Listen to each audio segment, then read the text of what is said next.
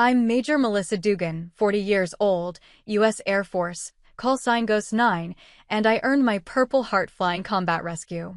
For years, I showed up quietly for my team and my family, taking the hard jobs and the late-night calls without asking for credit. But when a group of SEALs at a Coronado bar sneered that my medal was fake, I drew a line, and what followed changed everything. Have you ever been written off or humiliated by someone you'd have gone to bat for? Tell me in the comments, you're not alone. Before I get into what happened, tell me where you're tuning in from. And if you've ever had to stand your ground after being disrespected, tap like and subscribe for more true stories about boundaries, respect, and reclaiming your worth. What happened next might surprise you. I walk into the Anchor and Compass on a Thursday night around 2100 hours, still wearing my service pin and Purple Heart because I came straight from a briefing at North Island. The place smells like beer and fried food, exactly what you'd expect from a bar 2 miles from Coronado. I'm not looking for trouble.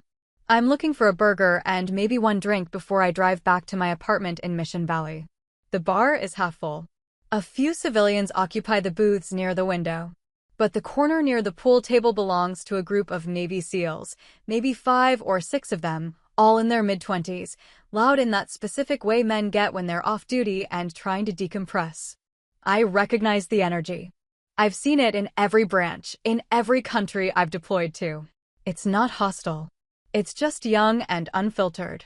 I take a seat at the bar, order a Sam Adams and a bacon cheeseburger from Nick, the bartender who's worked here long enough to know when to chat and when to leave people alone. Tonight, he leaves me alone. I'm scrolling through my phone, checking emails I should have handled hours ago, when I hear one of them call over. Hey ma'am. U Air Force. I glance up. The one talking is a petty officer first class. Based on the insignia I can make out on his ball cap sitting on the table. Dark hair, broad shoulders, the kind of confidence that comes from surviving Hell Week and then some. His tone is friendly enough. I nod. That's right. Desk job, or do you actually fly? There's laughter from his buddies, but it's not mean yet. Just the kind of inter-service ribbing that happens when you put different branches in the same room. I've heard worse at joint operations briefs. I smile, keep it light. I fly. What cargo? Tinkers. Rotary wing. Combat rescue. That gets their attention. One of them, a petty officer second class with a southern drawl, leans forward. No kidding? You deploy. 3 times. Afghanistan. Twice in Iraq. I can see them recalculating. Women in combat roles aren't new anymore, but we're still novelty enough that it shifts the atmosphere when it comes up. The PO1 nods, something like respect starting to register. That's legit. What did you fly? Pave Hawks mostly. Some Hueys early on. My burger arrives. I thank Nick and take a bite, hoping that'll be the end of it. It's not that I don't want to talk shop.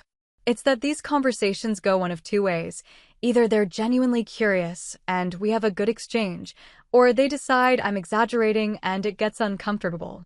I'm tired, and I don't feel like finding out which way this one goes.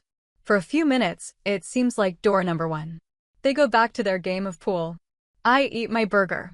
But then one of them, a younger guy, maybe a petty officer 3rd class, notices the small black case pinned to my jacket. It's understated, the way I prefer it, but it's there. Hold up. Is that a Purple Heart? I glance down.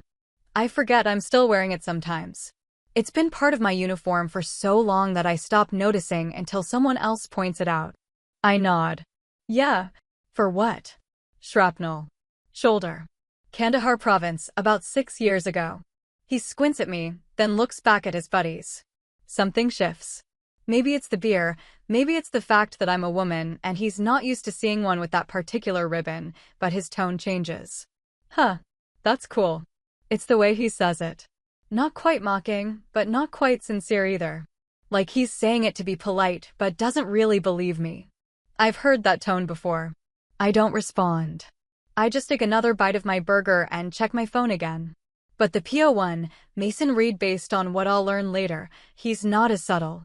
He stands up from the pool table, grabs his beer, and walks over. He leans against the bar a few feet from me, casual, like we're old friends. So you got hit in Kandahar? That's right.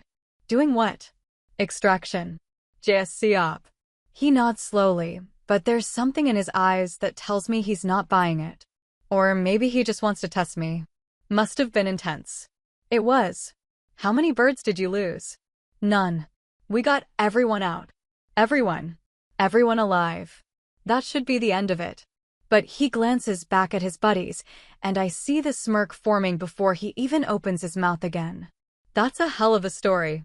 I don't take the bait. I just finish my beer and signal Nick for the check. Reed watches me, still leaning against the bar, still wearing that smirk.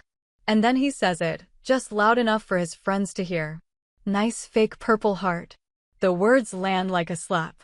Not because they hurt exactly. I've been doubted before. I've been dismissed, underestimated, questioned. It comes with the territory when you're a woman in a male-dominated field, especially in combat roles. But there's something about the casualness of it, the assumption that I'd wear a medal I didn't earn, that makes my jaw tighten. I don't look at him. I pull two 20s out of my wallet and set them on the bar. Nick glances at me, then at Reed, and I can see him registering the tension. He doesn't say anything. Neither do I. I stand up, grab my jacket, and head for the door. Behind me, I hear one of them laugh. Another one says something I don't quite catch, but the tone is clear. They think it's funny. They think I'm a fraud. I keep walking. I'm 3 steps from the door when it swings open. The man who walks in is tall, maybe 6'2", with the kind of presence that makes people straighten up without him saying a word. He's in civilian clothes, jeans and a black polo, but everything about him says military. His posture, his stride, the way his eyes sweep the room in a quick tactical assessment. I recognize him before he recognizes me. Commander Nathan Cole. Navy SEAL Team Commander. Oh, 5. We've never served together directly, but I know his face from briefs and after-action reports. He's got a reputation, the kind you earn by making hard calls and bringing people home. He stops mid-step when he sees me. His eyes go from my face to my chest, where the Purple Heart is still pinned, and something clicks. His expression shifts from neutral to stunned in the space of a heartbeat. Ghost 9. The bar goes silent. I stand there, hand still on the door, and meet his eyes. I don't say anything. I don't need to. He knows exactly who I am. He straightens, snaps to attention despite the fact that we're both off duty and in civilian clothes, and renders a salute. Ma'am. Behind him, I hear Reed and his buddies freeze.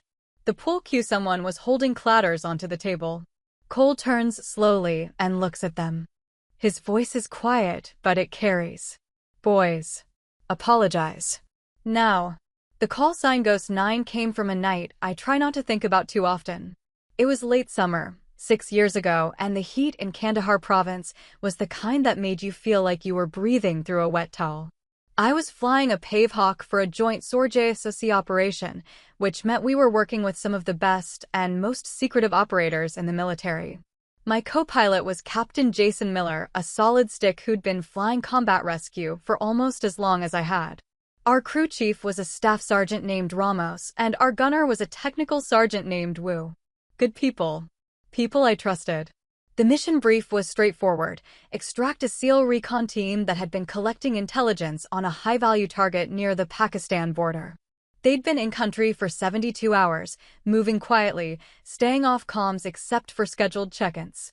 But their last check-in had been cut short, and intelligence suggested they'd been compromised. We were their ride out. We took off from Bagram around 0200 hours, flying nap of the Earth to avoid radar and keep our signature low. The plan was to land in a dry riverbed about 2 clicks from their position, let them hump it to us, and get out before anyone noticed we were there. Simple. Clean. Except nothing in Afghanistan is ever simple or clean. We were 10 minutes out when the sandstorm hit. It came out of nowhere, the way they do in that part of the world, a wall of dust and wind that turned the night into a brownout. Visibility dropped to 0. We were flying on instruments and instinct, trusting our terrain-following radar to keep us from slamming into a mountain. Miller was on the controls, and I was managing comms and NAV, talking to the SEAL team and trying to get updates on their position. That's when we heard the gunfire. The team was pinned down. They'd been ambushed en route to the landing zone, and now they were taking fire from at least 3 directions. One of them was hit, maybe 2. They needed us now, not in 10 minutes. Miller looked at me. We both knew what that meant. We were going to have to land in the middle of a firefight, in zero visibility, with no backup and no guarantee we'd even find them. I nodded. Let's go get them. We dropped into the riverbed blind, relying on the team's infrared strobes to guide us in. The rotors kicked up so much dust that it was like flying inside a cloud. I could barely see the instrument panel in front of me. Ramos was on the ramp, calling out distances, and Wu was on the gun, scanning for targets we couldn't see yet. We touched down hard. Too hard. I felt the skids hit rock, and the bird shuddered. But we were down. Ramos started yelling, "They're coming in." 30 seconds. I could hear the gunfire now, close enough that I could tell it was AK fire mixed with something heavier, maybe a PCM. The SEALs came out of the dust like ghosts, 4 of them, dragging 2 wounded. One of the wounded wasn't moving. They loaded fast. Ramos and Wu pulled them in while Miller kept the engines hot. I was scanning the perimeter, trying to get a visual on the enemy, when I saw the muzzle flashes. They were close. Too close. We've got contact, 2 o'clock. Wu opened up with the minigun, tracers cutting through the dust. I heard Ramos shouting something, but I couldn't make it out over the noise. Miller was already pulling pitch, trying to get us airborne. That's when the RPG hit. It didn't hit us directly. If it had, we'd all be dead.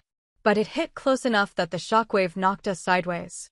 I felt the bird lurch, heard something snap in the tail section. Alarm started screaming.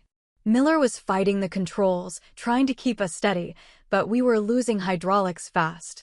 We're hit. We're hit. Miller's voice was tight, controlled, but I could hear the edge of panic underneath.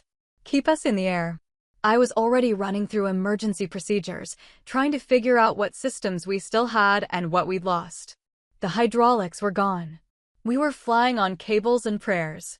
We limped out of the riverbed, barely clearing the ridgeline.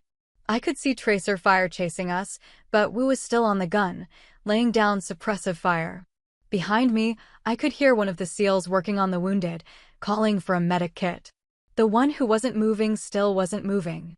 We flew for 20 minutes on a dying bird. Miller's hands were locked on the controls, every muscle in his body tensed. I was on the radio, calling for emergency landing clearance at the nearest FB. The crew chief was trying to patch a fuel leak with duct tape and hope. And then we took fire again. This time it was small arms, but at low altitude and low speed, we were an easy target. I heard the rounds punching through the fuselage, heard someone scream. Miller grunted, slumped forward. Blood on the console. Jason. He didn't respond.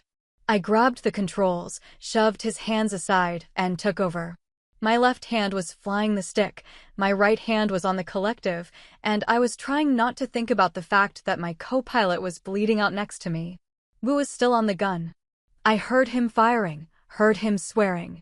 Then I heard him stop. I glanced back. He was down. Ramos was trying to get to him, but we were taking fire from multiple directions now, and he couldn't move without exposing himself. One of the SEALs, a big guy with a beard and blood all over his plate carrier, grabbed the gun and took over. He didn't hesitate. He just started firing, methodical, controlled, like he'd done this 1,000 times before. Maybe he had. We made it to the FB. Barely. I brought us in hot, no time for a proper approach, just a controlled crash into the landing zone. The skids hit dirt, the bird tipped sideways, and everything went quiet. I don't remember getting out. I remember hands pulling me, voices shouting. I remember looking back and seeing Miller slumped in his seat, medics working on him. I remember the SEAL with the beard standing next to me, breathing hard, blood and dust covering both of us. "You saved our asses," he said. I didn't respond. I couldn't. I was too busy trying not to pass out. It wasn't until later, in the field hospital, that they told me I had shrapnel in my shoulder. I hadn't even felt it. Adrenaline, they said. Shock. I had surgery that night, spent 2 weeks recovering, and then got sent back to Bagram to finish my rotation. The SEAL team sent me a bottle of bourbon and a handwritten note. It said, "Ghost 9, thanks for the ride. We owe you. The call sign stuck. The Purple Heart came later.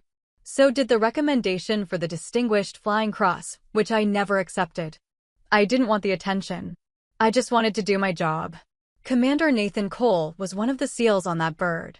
I didn't know his name at the time. I didn't know any of their names. But he knew mine. And now, 6 years later, he's standing in a bar in Coronado, telling his men to apologize for calling my medal fake. The three of them are standing now, lined up like they're at attention even though Cole hasn't given them the order. Reed is in the middle. The younger PO3, Eli Ramirez, is on his left, and Tyler Knox, the PO2 with the southern drawl, is on his right. None of them are looking at me. They're looking at Cole, and the expression on their faces is something between confusion and dawning horror. Cole hasn't moved. He's still standing near the door, his posture relaxed, but his eyes hard. He's not yelling. He doesn't need to. The silence is doing the work for him. Finally, Reed clears his throat. Sir, I don't want to hear it. Cole's voice is quiet, but it cuts through the room like a blade. You disrespected a combat veteran. You disrespected a Purple Heart recipient. And you did it in front of me. Reed's jaw tightens. He glances at me, then back at Cole.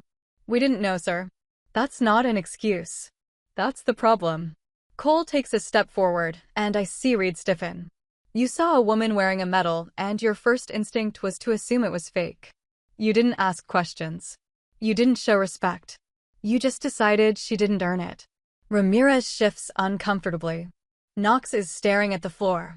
Reed, to his credit, holds Cole's gaze. You're right, sir. We were out of line. Damn right you were. Cole turns to me. Ma'am, I apologize on behalf of my men. What happened here is unacceptable. I'm still standing by the door, my hand on the frame, trying to decide if I want to stay or leave. Part of me wants to walk out and forget this ever happened. But another part of me, the part that flew through a sandstorm and got shot at and earned that medal the hard way, wants to stay and hear them say it. It's fine, I say, even though it's not. It's not fine, Cole says. He looks back at Reed. Apologize. All of you. Reed steps forward first. He's not making eye contact, but his voice is steady. Ma'am, I apologize. I was disrespectful, and I was wrong. Knox goes next. I'm sorry, ma'am. It won't happen again. Ramirez is last. His voice is quieter, and I can hear the genuine embarrassment in it. I'm really sorry. I didn't mean any disrespect. I nod. Apology accepted. Cole looks at me, and there's something in his expression that I can't quite read. Respect, maybe. Or recognition. You heading out? Yeah. Can I buy you a drink first? I hesitate. Part of me wants to say no, to just get in my car and drive home and put this night behind me. But Cole isn't the one who insulted me. And I can see in his eyes that he's trying to make this right, not just for his men, but for me. One drink, I say. We sit at the bar. Nick, who's been watching the whole thing with the wary expression of a bartender who's seen too many fights almost break out, pours us each a whiskey. Cole raises his glass. To Ghost 9. I raise mine. To making it home. We drink. The whiskey burns going down, but it's a good burn. The kind that reminds you you're alive. Cole sets his glass down and looks at me.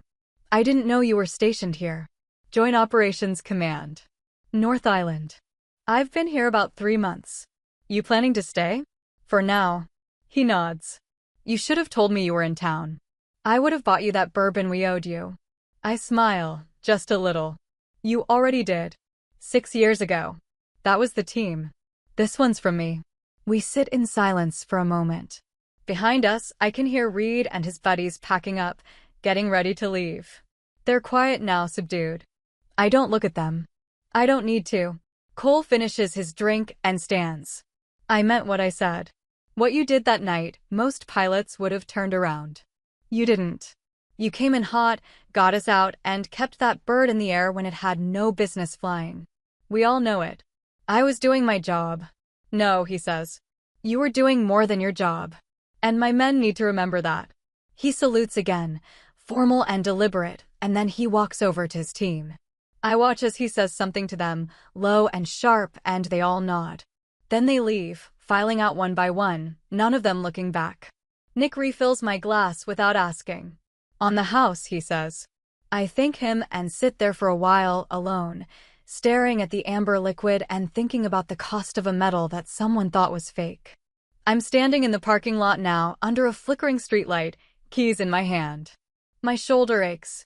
It always does when I'm tired or stressed, a dull throb that reminds me of the shrapnel they couldn't get all of. Most of it came out during surgery, but a few fragments are still in there, too close to nerves to risk removing. The doctors told me I'd feel it for the rest of my life. They were right. I don't know why I'm still here.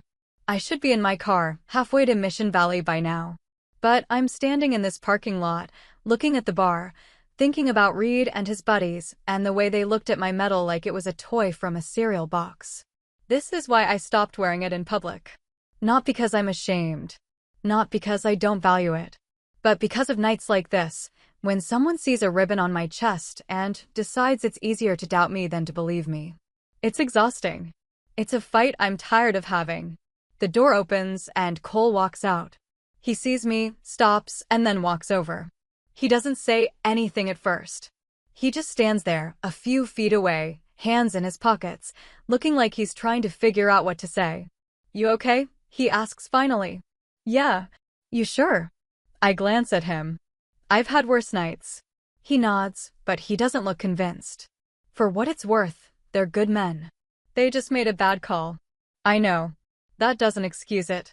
No. It doesn't. We stand there in silence for a moment. A car drives past, headlights sweeping over us. I hear music from inside the bar, some classic rock song I don't recognize. Can I ask you something? Cole says. Sure. Why do you still wear it? I look down at the purple heart, still pinned to my jacket. It's small, understated, just a gold profile and a purple ribbon. Most people wouldn't even notice it unless they were looking. But it's there. Because I earned it, I say. And I shouldn't have to hide it because other people can't handle that. He nods slowly. Fair enough. But some days, I add, I wonder if it's worth the fight. It is. How do you know? Because men like Reed, they need to see people like you wearing it. They need to know that courage doesn't look the way they think it does. That it's not always loud or obvious. That sometimes it's just a pilot flying a broken bird through a sandstorm because there are people counting on her. I don't know what to say to that. So I don't say anything. I just nod.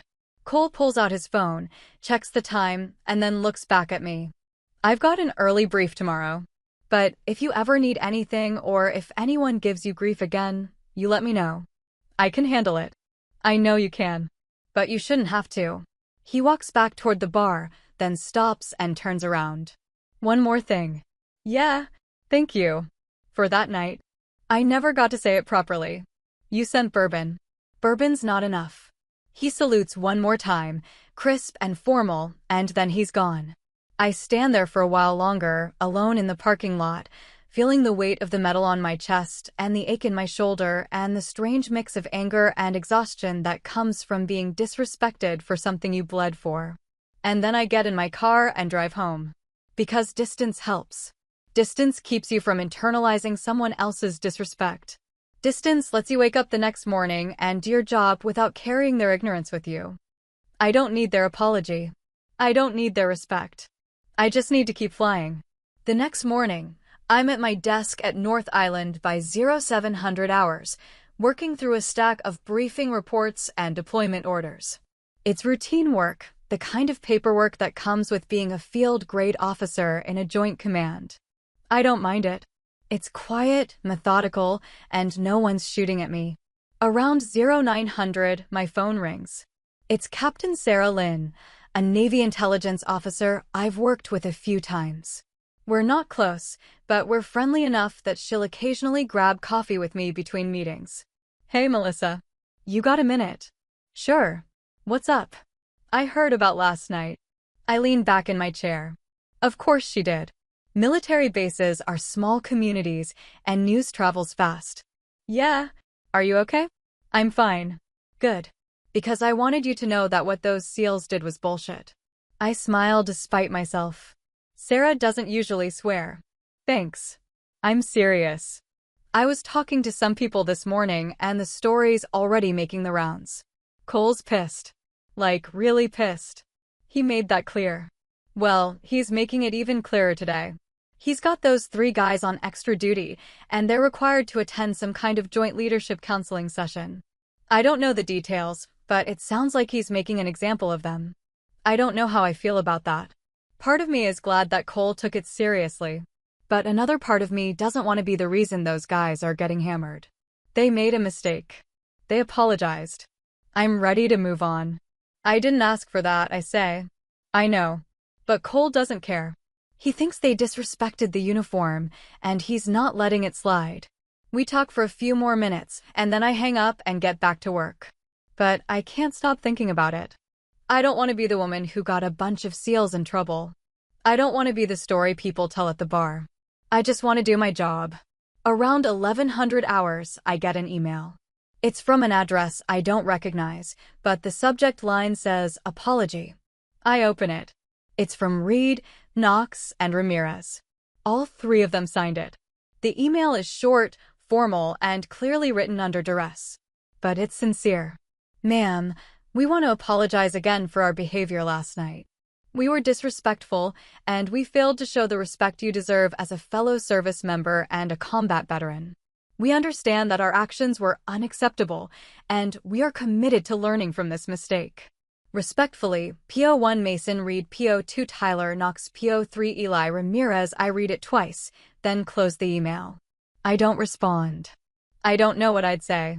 Thanks for apologizing for calling my medal fake? There's no good response to that. Instead, I open a new email and send a request to my detailer.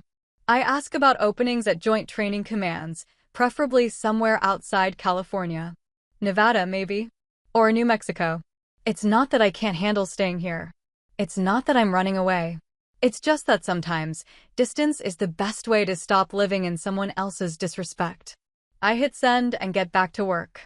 3 months later, I'm at Nellis Air Force Base in Nevada, running a training seminar for new Joint Operations officers. It's a good assignment. The work is interesting, the people are professional, and no one here knows me as the woman who got disrespected at a bar in Coronado. I'm just Major Dugan, an instructor with a decent combat record and a reputation for being fair but tough. The seminar is a 2-week course designed to teach junior officers how to work in joint environments. We cover everything from inter-service communication protocols to combined arms tactics to cultural differences between branches. It's dry material, but it's important. Wars aren't won by single branches anymore. They're won by people who know how to work together. On the 3rd day of the course, I'm setting up for a lecture on close air support coordination when I notice a familiar face in the back row. Petty Officer 3rd Class Eli Ramirez. He's sitting with a group of other junior officers, all of them in their service uniforms, notebooks open, looking attentive. He hasn't seen me yet. Or if he has, he's doing a good job of pretending he hasn't. I finish setting up my slides and step to the podium. Good morning. I'm Major Melissa Dugan, call sign Ghost 9, and I'll be your primary instructor for close air support coordination. I watch as Ramirez's head snaps up. His eyes go wide. He recognizes me. I don't acknowledge it.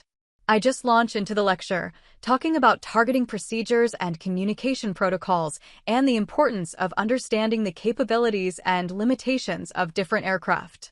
It's a good lecture. I've given it a dozen times, and I know the material cold. Ramirez doesn't take his eyes off me the entire time. After the lecture, I dismiss the class and start packing up my materials.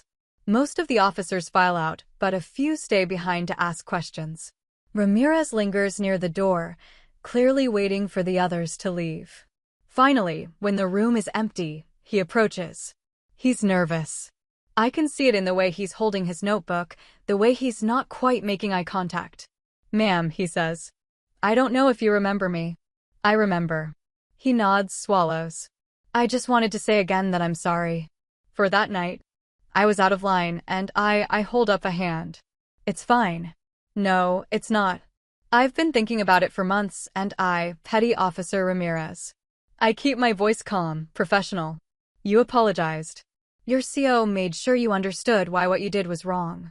We're good. He looks like he wants to say more, but he doesn't. He just nods. Thank you, ma'am. You're welcome. He hesitates, then adds, for what it's worth, Commander Cole talks about you a lot. About that night in Kandahar. He says you're the reason he's still alive. I don't know what to say to that. So I just nod. We all did our jobs that night. Maybe. But he says you did more than that. He leaves, and I'm alone in the classroom, staring at the projector screen and thinking about the weight of a reputation you didn't ask for. Commander Cole visits Nellis 2 months later for a joint training exercise. It's a big operation, combining Navy SEALs, Air Force pararescue, and Army Rangers for a simulated hostage rescue scenario. I'm not directly involved, but I'm observing as part of my instructor duties.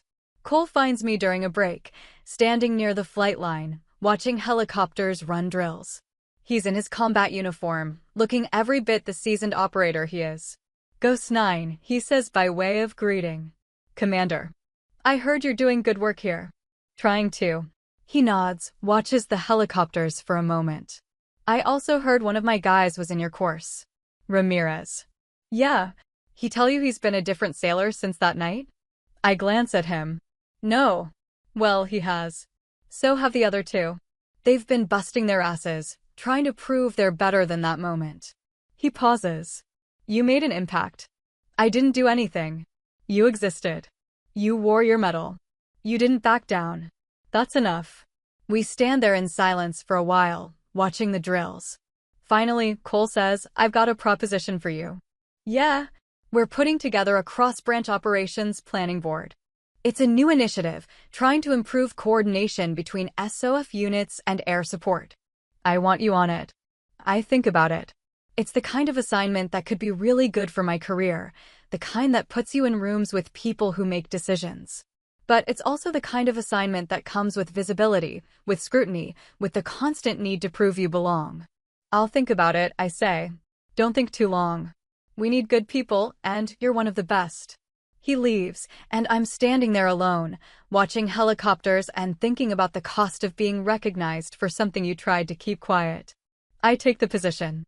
It's been 6 months now, and I'm sitting in a conference room at MacDill Air Force Base in Tampa, part of a team planning a joint training operation in the Pacific. The room is full of senior officers from every branch, all of us trying to figure out how to coordinate assets across thousands of miles of ocean. It's good work. Hard work. The kind that reminds me why I joined in the first place.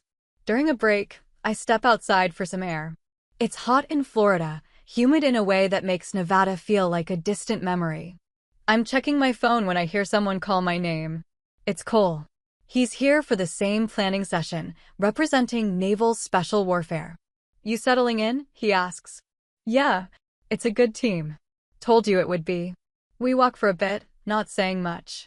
Finally, he says, you hear about Reed? No. What about him? He made chief. Just got selected. I smile. That's good. He wanted me to tell you thank you. For what? For not holding it against him. For giving him a chance to be better. I don't know what to say to that. So I just nod.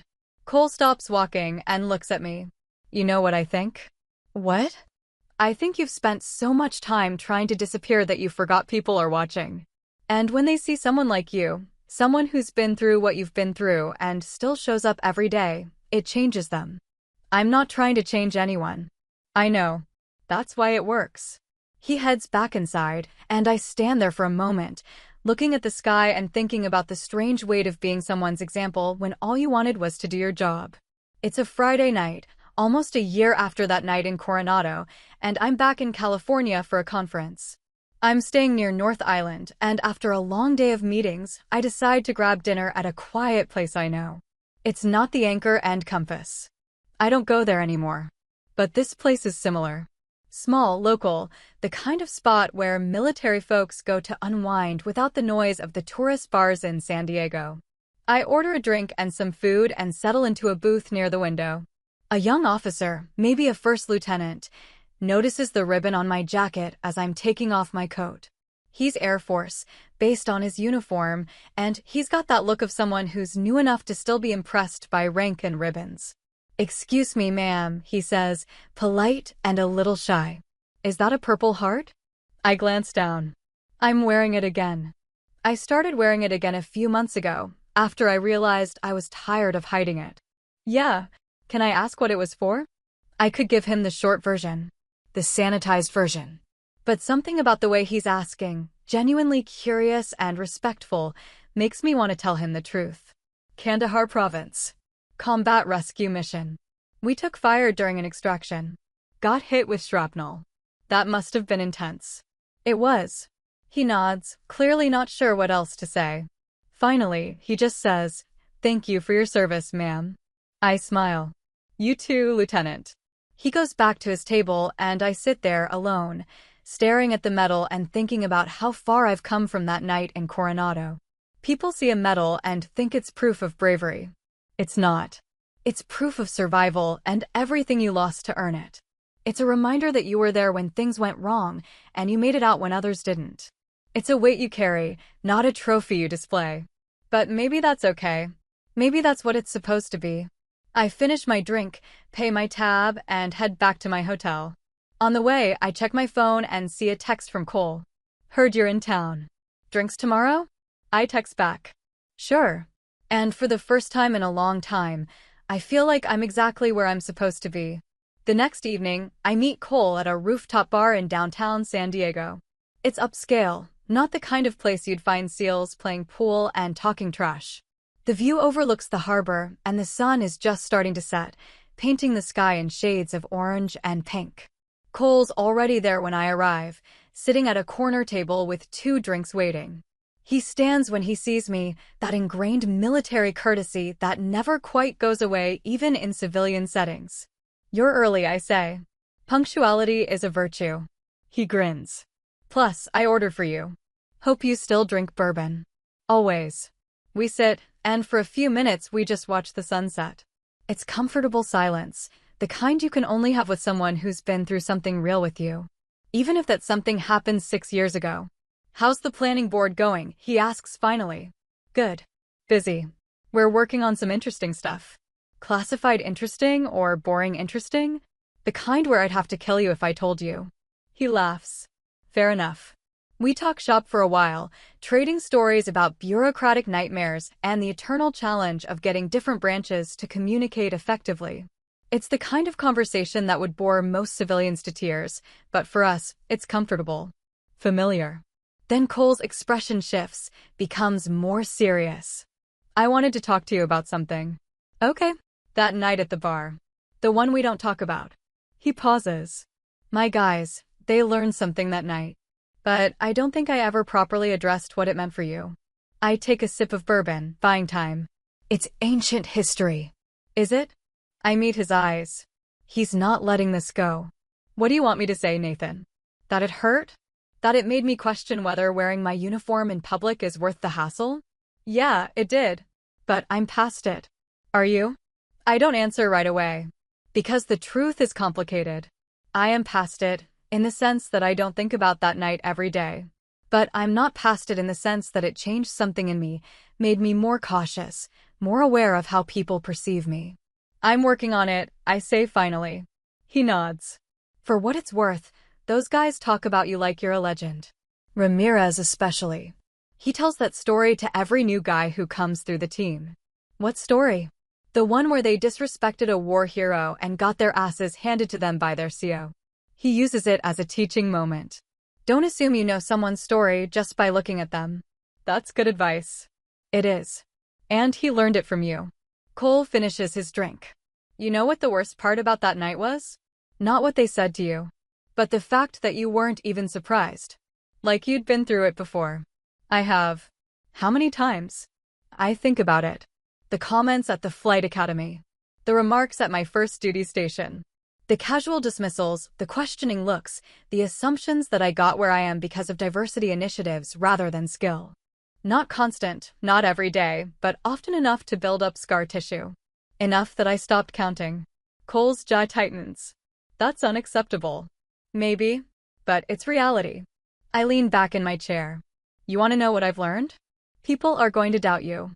They're going to question your credentials, your experience, your right to be in the room. And you can either spend your energy fighting them, or you can spend it proving them wrong through your work. You shouldn't have to prove anything. No. But I do. And so does every other woman in a combat role, every minority in a leadership position, every person who doesn't fit the traditional mold of what a warrior looks like. I pause. The difference is, I've stopped being angry about it. I've accepted it as the price of admission. That's not fair. No. But it's true. We sit with that for a moment. The sun has fully set now, and the city lights are starting to come on. The harbor below is dotted with boats, their running lights reflecting off the dark water. Can I tell you something? Cole says. Sure. That night in Kandahar, when you came in through that sandstorm and pulled us out, I remember thinking, this pilot is either crazy or the best damn aviator I've ever seen. And then when we were taking fire and you were flying one-handed because Miller was down, I realized you were both.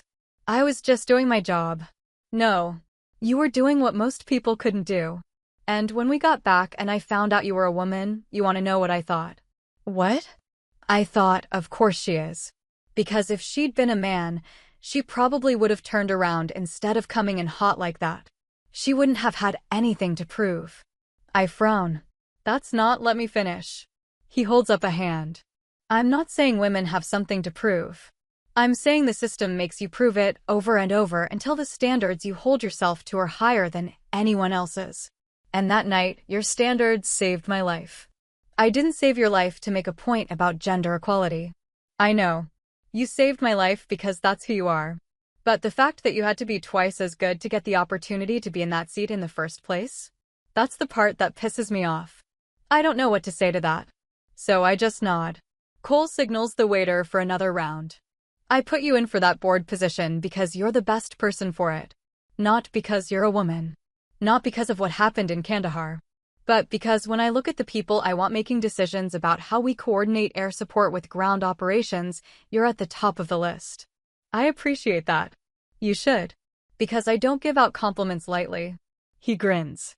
Now, can we please talk about something other than gender politics and military hierarchy? This is supposed to be a social drink. What did you have in mind? I don't know. Sports? Movies? Your complete lack of a social life. Excuse me. Come on, Melissa. When's the last time you did something that wasn't work-related? I think about it. I went to a museum last month. A military museum doesn't count. It was an art museum. Okay, that's slightly better. But still. You need hobbies. I have hobbies. Name one. I run. That's exercise, not a hobby. I read. Let me guess. Military history and leadership books. He's not wrong. Sometimes fiction. What kind of fiction? Thrillers mostly. He shakes his head. You're hopeless, says the SEAL who probably spends his free time at the gun range. I also rock climb, surf, and play guitar. Badly, but still. Guitar. Don't look so surprised. We're not all meatheads. We spend the next hour talking about nothing important. Music, travel, the best places we've been stationed, the worst meals we've eaten in various countries. It's easy, comfortable, and for the first time in a long time, I feel like I'm not Major Dugan or Ghost 9 or the woman who got disrespected at a bar. I'm just Melissa, having drinks with a friend. When we finally leave, Cole walks me to my car. It's a warm night, and the streets are full of people enjoying their Saturday evening. Thanks for this, I say. I needed it. Anytime. He pauses. And Melissa? For what it's worth, I'm glad you're back to wearing your medals. People should see them. They should know what you've done. Even if it means dealing with idiots who think they're fake. Especially then. Because every time someone like Reed makes an ass of himself, he learns. And maybe the next time he sees a woman with a combat ribbon, he'll think twice before opening his mouth. That's optimistic. I prefer to think of it as pragmatic. He opens my car door. Drive safe. You too. I watch him walk away, then get in my car and sit there for a moment, thinking about the strange trajectory that brought me from that bar in Coronado to this rooftop in San Diego. About the cost of being visible and the price of hiding. And I realize that Cole's right. I'm tired of making myself smaller to make other people comfortable. I'm tired of second-guessing whether I should wear my medals, whether I should mention my deployments, whether I should take credit for the things I've accomplished. I earned this. All of it. The medals, the rank, the respect. And I'm done apologizing for it. Monday morning, I'm back at MacDill, sitting in a conference room with 15 other officers, planning a major joint exercise that will involve forces from all 4 branches. It's the kind of operation that requires precise coordination, detailed planning, and a whole lot of patience. 2 hours into the meeting, we hit a snag. The Navy wants air support available within a 10-minute window. The Air Force says that's not realistic given the distances involved and the refueling requirements. The Army representative is getting frustrated because his ground forces are going to be exposed if the air support isn't there when they need it. I've been quiet for most of the meeting, listening, taking notes, assessing the situation. But now I speak up. What if we pre-position rotary assets closer to the objective? We can't get fixed wing there in 10 minutes, but we can have helicopters on standby. The Navy commander, a captain I haven't worked with before, looks skeptical. That puts the birds at risk. If the enemy has anti-air capabilities, then we position them behind cover, terrain masking, and we have them ready to pop up and provide support the moment it's needed. It's not perfect, but it's better than leaving ground forces exposed for 30 minutes while we wait for fast movers to arrive. The Air Force colonel nods. That could work. We'd need to coordinate with the SOAR guys, but it's feasible. The Army major grins. I'll take it. We spend the next hour hammering out the details, and by the time we break for lunch, we have a workable plan. As people are filing out, the Navy captain approaches me. That was good thinking, Major. Thank you, sir. You have rotary experience? I do. Combat rescue, 3 deployments. He nods, reassessing me. I can see it happening, the mental shift from just another staff officer to someone who knows what they're talking about. It's a shift I've seen 1,000 times. We should talk more about helicopter integration. I think we're underutilizing that asset. I'd be happy to. He walks away, and I'm left standing there, thinking about how different this interaction was from the one at the bar. Same branch, different attitudes. It's not about the Navy. It's not even about gender. It's about individuals and whether they're willing to listen. The rest of the day goes smoothly. I grab dinner at the base dining facility, then head back to my temporary quarters to review some documents for tomorrow's session. I'm just settling in when my phone buzzes with a text from an unknown number. Ma'am, this is PO1 Reed. Commander Cole gave me your number. I hope that's okay. I just wanted to let you know I made chief, and I wanted to thank you for not giving up on me after that night. You didn't have to show me grace, but you did, and it changed the way I see things. Thank you. I stare at the message for a long time. Then I type back, "Congratulations, Chief. Keep leading by example." His response is immediate, "Roger that, ma'am." I set my phone down and lean back against the headboard, thinking about the long arc of growth, how people can surprise you, how grace is sometimes the most powerful form of correction. 3 weeks later, I'm giving a presentation at a Women in Military Aviation Symposium in Washington, D.C. It's not something I would normally do. I don't like being held up as a role model, don't like the implication that I represent all women in combat aviation. But my commander asked, and I couldn't come up with a good reason to say no. The audience is about 200 people, mostly women, mostly military, ranging from junior enlisted to senior officers. There are also some civilian advocates, some members of Congress, some media. I keep my presentation simple. I talk about my career path, the challenges I've faced, the lessons I've learned. I don't sugarcoat it, but I don't dwell on the negative either. I talk about the mission in Kandahar, but I frame it in terms of crew coordination and decision-making under pressure, not as a gender issue. When I finish, there's applause, and then the moderator opens it up for questions. A young airman, maybe 20 years old, raises her hand.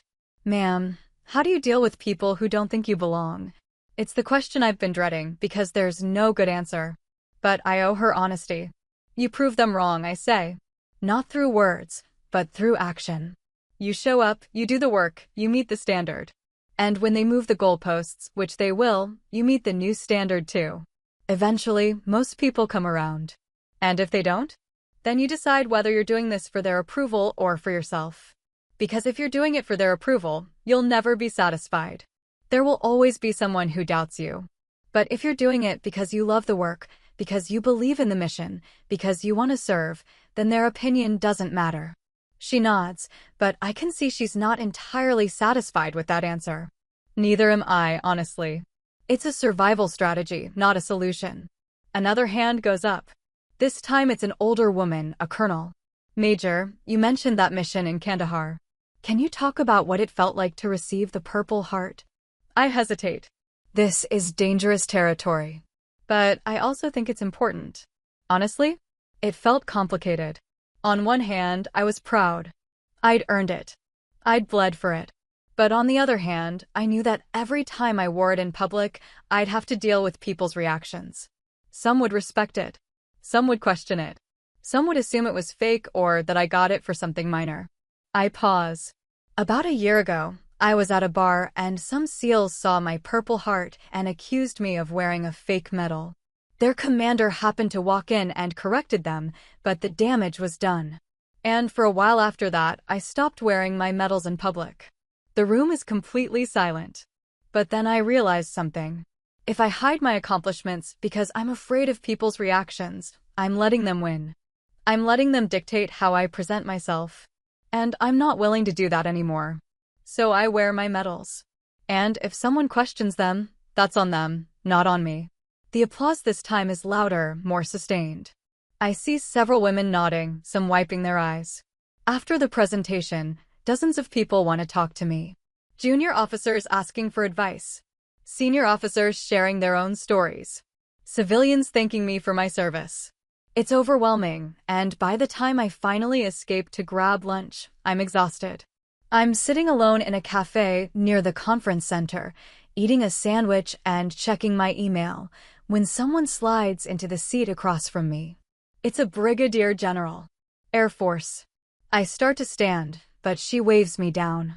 Relax, Major. This isn't official. She extends her hand. General Patricia Vance. I was at your presentation. Ma'am. It's an honor. The honor is mine. That was a hell of a talk. She signals the waiter for coffee. Can I ask you something? Of course. Why did you really agree to speak at this conference? Because I've read your file and public speaking doesn't seem like your thing. I smile. It's not. But my commander asked, and I figured if I said no, I'd just be another woman who's uncomfortable talking about being a woman in the military. Fair enough. But you did more than just talk about being a woman. You talked about being a pilot, being a leader, being someone who makes hard decisions under pressure. That's what made it powerful. Thank you, ma'am. She takes a sip of her coffee. I'm putting together a task force to review training standards for combat aviation. I want to make sure we're holding everyone to the same standards, that we're not creating barriers that don't serve a legitimate purpose. I need people who've been in the fight, who understand the realities, and who aren't afraid to call bullshit when they see it. Would you be interested? I don't even have to think about it. Yes, ma'am. Good. I'll send you the details. She stands. And Major? Keep wearing those medals. The next generation needs to see them. She walks away, and I'm left sitting there, thinking about how one night in a bar somehow led to this moment, sitting in a cafe in D.C., being recruited by a general to help shape the future of military aviation. Life is strange sometimes. 6 months later, I'm back at Nellis, but this time I'm not teaching. I'm here for the Red Flag exercise, one of the most complex and realistic air combat training events in the world. My role is to coordinate combat search and rescue assets with the airstrikes and ground operations, ensuring that if anyone goes down, we can get them out quickly. It's demanding work, the kind that requires you to think 3 steps ahead and coordinate with dozens of different units simultaneously. It's also exactly the kind of work I love. On the 3rd day of the exercise, I'm in the operations center, monitoring radio traffic, when I hear a call sign I recognize. Ghost 9, this is Trident 2-1. We have a simulated aircraft down, requesting immediate CSAR support. Trident 2-1. That's Cole's team. I key the mic, Trident 2-1, this is Ghost 9 actual. I copy a request. CSAR birds are inbound, ETA 8 minutes. There's a pause, then, Ghost 9 actual, good to hear your voice. Trident 2-1 out.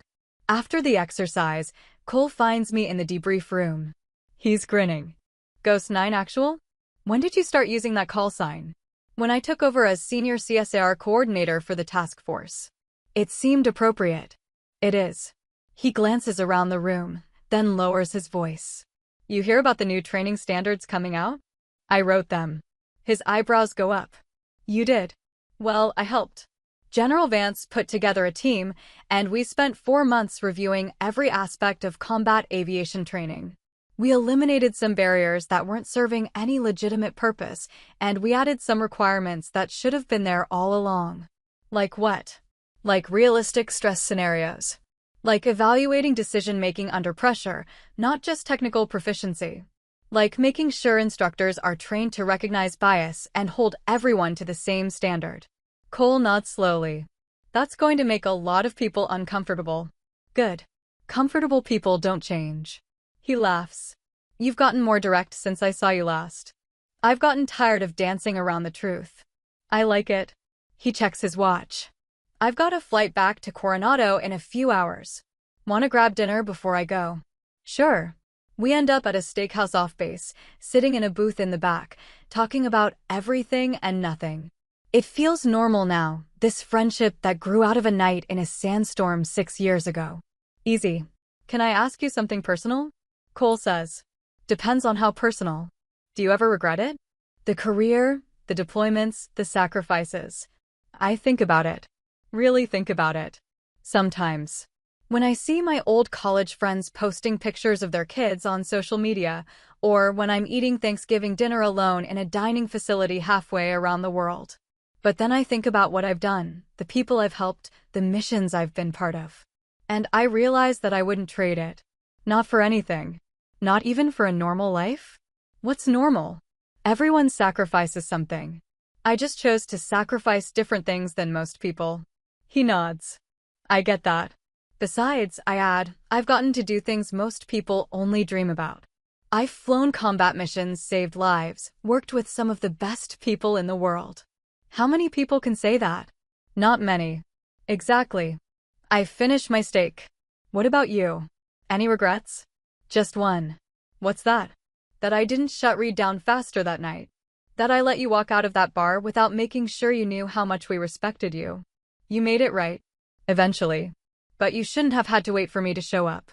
You shouldn't have had to prove anything to anyone. Maybe not. But that's life. We finish dinner, and Cole drops me back at the base before heading to the airport. As I watch him drive away, I think about how far we've both come, how that one night in Kandahar created a bond that survived deployments and transfers and time. And I think about how sometimes the hardest battles aren't the ones you fight overseas. They're the ones you fight every day, just trying to be seen as what you are, a professional, a warrior, a person worthy of respect. But I'm still here. Still flying. Still fighting. And I'm not going anywhere. 1 year later, I'm standing in front of a mirror in my quarters at Joint Base Andrews, adjusting my dress blues. The ribbon rack on my chest has grown since that night in Coronado. The Purple Heart is still there, but it's joined now by the Distinguished Flying Cross. I finally accepted it 6 months ago, after General Vance personally called and told me that refusing recognition wasn't humility, it was denying the next generation example to follow. She was right. I'm still getting used to admitting that. Today is different, though. Today, I'm not teaching a class or coordinating an exercise or sitting in a planning session. Today, I'm being promoted to Lieutenant Colonel. Oh, 5.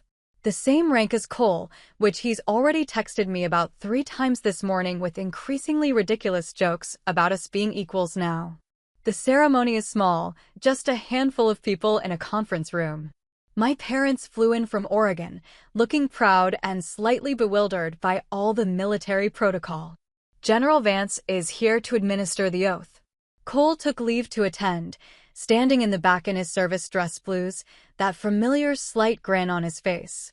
Captain Sarah Lynn is here too, along with a few other officers I've worked with over the years. But the person I'm most surprised to see is Chief Reed. He's standing near the door, looking slightly uncomfortable in his dress uniform, but he meets my eyes and nods with genuine respect. General Vance calls the room to attention. The ceremony is brief, professional. She reads the orders. I raise my right hand and repeat the oath I've said before, but that somehow feels weightier this time. My father, a Vietnam vet himself, steps forward to pin on the new rank insignia. His hands shake slightly as he removes the gold oak leaves and replaces them with the silver ones. "Proud of you, Missy," he whispers, using the nickname he hasn't called me since I was 10. "Thanks, Dad." When it's over, there's applause and handshakes and the obligatory reception with mediocre cake and coffee. People congratulate me, tell me I've earned it, make jokes about the increased responsibility. I smile and thank them and try not to think about the fact that I'm now one of a relatively small number of women at this rank in combat aviation. Cole corners me near the coffee station. "How does it feel, Lieutenant Colonel? Ask me tomorrow when the paperwork starts." That's the spirit. He hands me a small box. "This is from the team." I open it. Inside is a challenge coin custom made. On one side is the sealed trident. On the other side is a pavehawk silhouette with the words Ghost 9, never forgotten, engraved below it. "Nathan, it was Reed's idea actually. He wanted you to know that what you did that night, and what you've done since, it matters. To all of us." I close the box, not trusting myself to speak for a moment. Finally I manage, "Thank you." "Tell him thank you. Tell him yourself. He's right over there." Reed approaches carefully, like he's still not entirely sure he's welcome. "Ma'am, congratulations on your promotion." "Thank you, Chief. And thank you for this." I hold up the coin. "It's the least we could do." He pauses. "I wanted you to know I've got a kid now. A daughter. She's 6 months old. Congratulations." "Yeah, thanks." He shifts his weight. "The thing is, I keep thinking about what kind of world I want her to grow up in. What kind of military I want her to join if she chooses that path. And I realize that people like you, you're building that world. You're making it so that maybe when she's old enough, she won't have to deal with the kind of disrespect I showed you." "That's good, Chief. That's growth." "I hope so. Because I want to be able to tell her that her dad learned from his mistakes.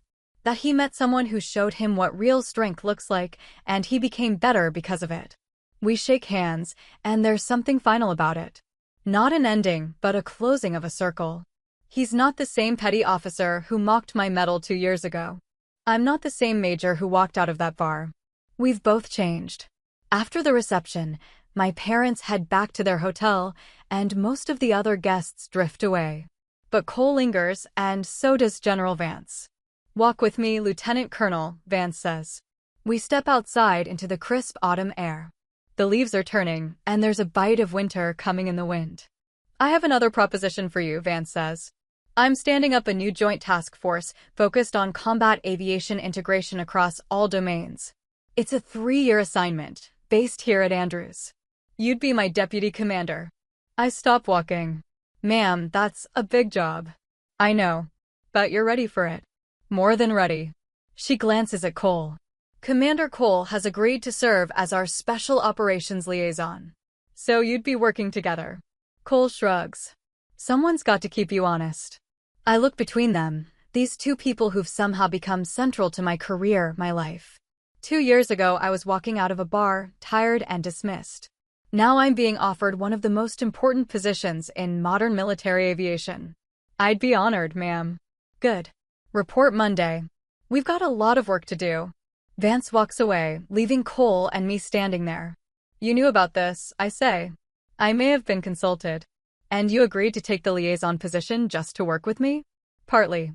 Also because it's a good assignment and I'm getting too old to keep running around in the desert." He grins. "But mostly because someone needs to make sure you don't become too serious in your old age, Lieutenant Colonel."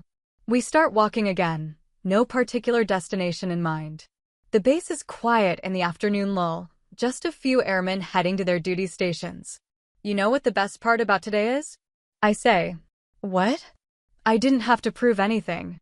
I didn't have to justify my promotion or defend my record or deal with anyone questioning whether I earned it. I just got promoted because I was the best person for the job. That's how it should always be. Yeah, but it's not. So I'm going to appreciate it when it happens. We walk in silence for a bit, and then Cole says, "Remember that night in Kandahar?" When everything went wrong and you kept that bird in the air through sheer will. I remember. I knew then that you were someone special. Someone who'd make a difference. He stops, turns to face me. I just didn't know you'd make this much of a difference. You've changed policies, changed attitudes, changed lives. That kid reads Raising? She's going to grow up in a better military because of you. We're all building it together. True. But some people lay more bricks than others. He salutes, crisp and formal. It's an honor serving with you, ma'am. I return the salute. The honor's mine, Commander. As I watch him walk away, I think about the long road from that sandstorm to this moment. About the costs and the victories, the doubts and the certainties. About wearing a medal that someone once called fake and building a career that no one can question. I'm Lieutenant Colonel Melissa Dugan. Call sign Ghost 9. And I'm just getting started. That's where I'll leave it tonight. I kept the medal on and kept my head up. If you've had to correct someone's disrespect, how did you handle it? Would you have accepted the apology or walked away? For those who serve, do you wear your ribbons in public or keep them off duty? Drop your story in the comments, tell me where you're watching from, and if this resonated, hit like and subscribe for more grounded, true-to-life stories about boundaries and respect.